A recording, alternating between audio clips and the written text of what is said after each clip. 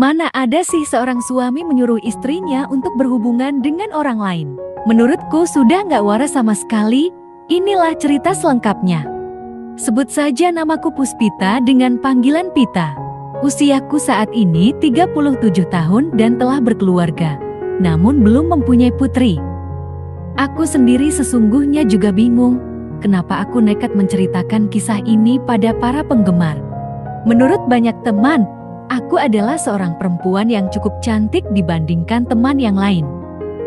Walaupun demikian, posturku sebenarnya terhitung ramping dan indah, tinggi 164 cm.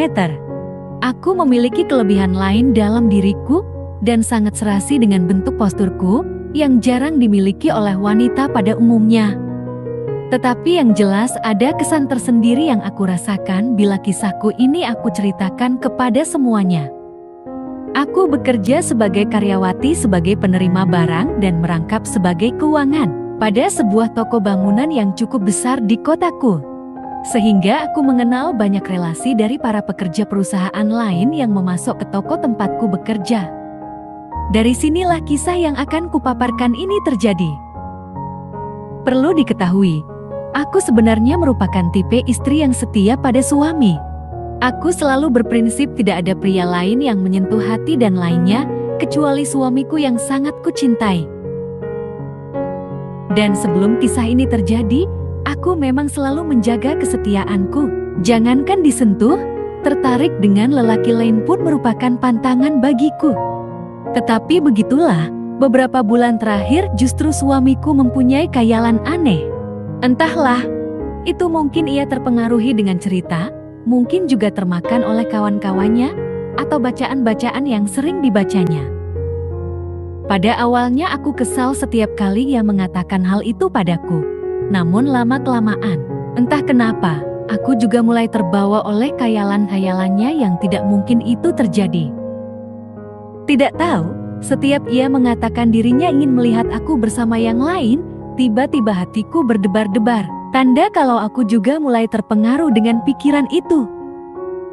Kebetulan bersamaan dengan itu di toko tempatku bekerja, aku semakin akrab dengan seorang karyawan perusahaan distribusi yang biasa datang memasok barang. Sebutlah namanya samaran Mas Bimo. Ia seorang lelaki yang berpostur tinggi besar dan cukup atletis. Tingginya lebih dari 170 cm, sedang usia sekitar 40 tahun.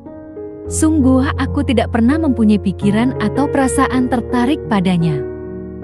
Pada awalnya hubunganku biasa-biasa saja, keakrabanku sebatas hubungan kerja.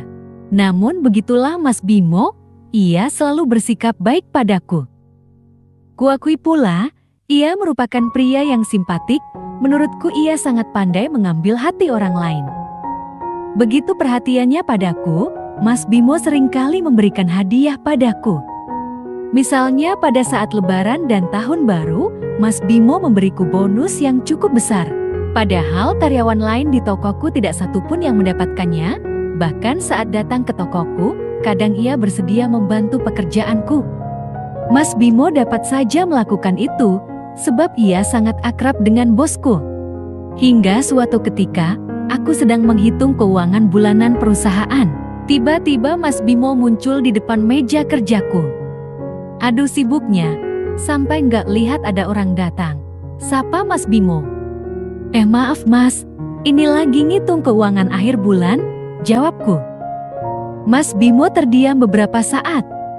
Maaf Pit, mungkin aku terlalu menyukaimu, seharusnya aku sadar kamu sudah menjadi milik orang lain. Tetapi inilah kenyataannya, aku sangat sayang padamu Pit, ujarnya dengan lirih sambil meninggalkanku. Seketika itu aku merasa sangat menyesal.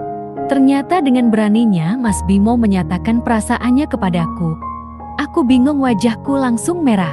Aku merasa telah mengkhianati suamiku.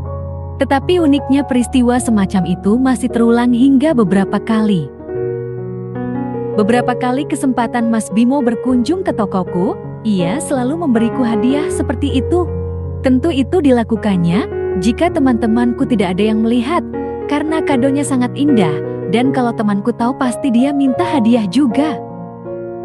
Ataukah karena aku jatuh cinta pada Mas Bimo? Sekali lagi, Aku tidak tahu. Bahkan dari hari ke hari, aku semakin dekat dan akrab dengan Mas Bimo. Hingga pada suatu saat, Mas Bimo mengajakku jalan-jalan. Awalnya aku selalu menolaknya. Khawatir kalau kedekatanku membahayakan rumah tanggaku. Tetapi karena ia selalu merayu aku, akhirnya aku pun menerima ajakannya. Tetapi aku mengajukan syarat agar salah seorang kawan kerjaku juga diajaknya. Karena aku takut nanti timbul fitnah. Pada hari Jumat, aku dan Mas Bimo akhirnya berangkat jalan-jalan. Agar suamiku tidak curiga, aku katakan padanya hari ini aku ada lembur hingga sore hari. Selain aku dan Mas Bimo, ikut juga teman kerjaku Desi dan pacarnya. Oh ya, berempat kami mengendarai mobil inventaris perusahaan Mas Bimo. Berempat kami jalan-jalan ke suatu taman pegunungan yang cukup jauh dari kotaku. Kami sengaja memilih tempat yang jauh dari kotaku agar tidak mengundang kecurigaan tetangga, keluarga dan terutama suamiku. Setelah lebih dari 2 jam kami berputar-putar di lokasi taman pegunungan, Mas Bimo dan pacar Desi mengajak makan karena lapar. Desi dan pacarnya memesan meja sendiri dan kedua orang itu langsung menuju meja makan yang dia pesan. Maklum keduanya baru dilanda cinta. Aku dengan suamiku waktu pacaran dulu juga begitu ya, aku maklumi saja. Mas Bino juga menyewa satu meja makan di sebelahnya. Dan kami makan sambil ngobrol ke sana ke sini. Mas Bimo sungguh baik, sambil tertawa menceritakan masa-masa muda dulu. Desi dan pacarnya seperti sengaja bersuara bercanda asik hingga kedengaran di telinga kami. Sejujurnya aku deg-degan juga mendengar suara merdu dari Desi. Untuk beberapa saat aku dan Mas Bimo diam terpaku. Tiba-tiba saja Mas Bimo mendekatiku dan menawari buah pisang padaku. "Pit, kamu suka buah pisang kan?" tanyanya. "Sebenarnya mau Mas, aku suka buah pisang, apalagi pisangnya besar, sangat cocok dan pas kalau dimakan, itu pisangnya manis kan Mas," ucapku. Harus kuakui Mas Bimo sangat pandai merayuku, kini aku tidak dapat berbuat apa-apa lagi, dia sangat pandai mengambil hatiku. Entah karena aku tidak tega atau karena aku sendiri sudah nyaman dengan niat baiknya, aku diam saja ketika Mas Bimo kembali mengambil hatiku. Perasaanku bercampur baur antara gemas dan penasaran. Buah kesukaanku pisang manis yang diberikan Mas Bimo ingin segera aku makan lagi. Aku membayangkan betapa enaknya dan pasti aku merasa kenyang jika pisang manis itu aku makan. "Silahkan Pit, kamu makan, kamu pasti suka," ucapnya. Setelah beberapa menit menikmati buah pisang manis itu, aku pun tersenyum manis. "Pisangnya benar-benar manis ya Mas," ucapku. "Iya dong, pasti manis lah Pit," jawabnya. Tiba-tiba Desi menghampiriku sambil mengagetkanku. "Hai sudah, ayo pulang," ajaknya. Dengan masih tetap diam, aku dan Mas Bimo segera beranjak pergi. "Hayo lagi, ngapain kok senyum-senyum segala?" kata Desi. "Nggak apa-apa kok, kita cuman makan dan minum tadi, dan tak lupa cuci mulut kita makan buah pisang," jawabku dengan perasaan malu. Sementara Mas Bimo hanya tersenyum. "Tenang saja Mbak Puspita, aku janji nggak akan menceritakan ke orang lain kalau kita liburan bersama," ujar Desi dengan masih cengengesan. Maka setelah itu, kami masih sering jalan-jalan bersama dengan Mas Bimo. Sementara untuk menyembunyikan itu semua, aku bersikap biasa-biasa saja terhadap suamiku. Sebenarnya itu kan hayalan suamiku, tapi aku enggan bercerita padanya. Kalau aku ceritakan pasti suamiku ingin melihatku ritual sakral dengan Mas Bimo. Namun aku takut menanggung dosa sendirian dan aku akhirnya menceritakan kepada suamiku apa yang sudah terjadi. Dan benar saja, suamiku langsung menyuruh aku untuk mengajak Mas Bimo ke rumah untuk membuktikan pada suamiku. Mas Bimo pun tak menolak, akhirnya hayalan suamiku terwujud juga malam itu. Sebenarnya aku malu hal ini terjadi, tapi itu semua kemauan suamiku.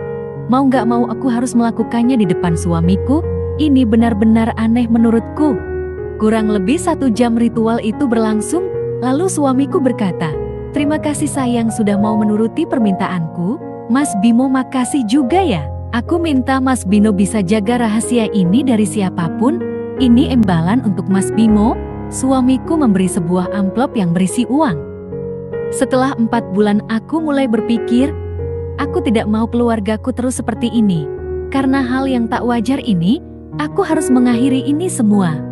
Kemudian aku bertemu dengan Mas Bimo. Aku mengatakan ingin mengakhiri ini semua, karena nanti pasti akan ketahuan oleh orang lain.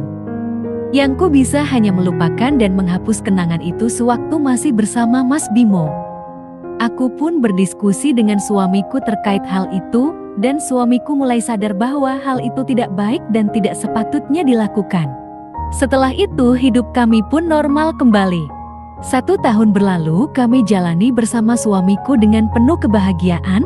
Akhirnya kami memiliki putri yang pertama. Pesan moral, jangan pernah sekali-kali mencoba hal yang tak wajar dalam kehidupan berumah tangga, karena itu akan merusak moral kita sebagai manusia, dan itu juga dilarang oleh agama.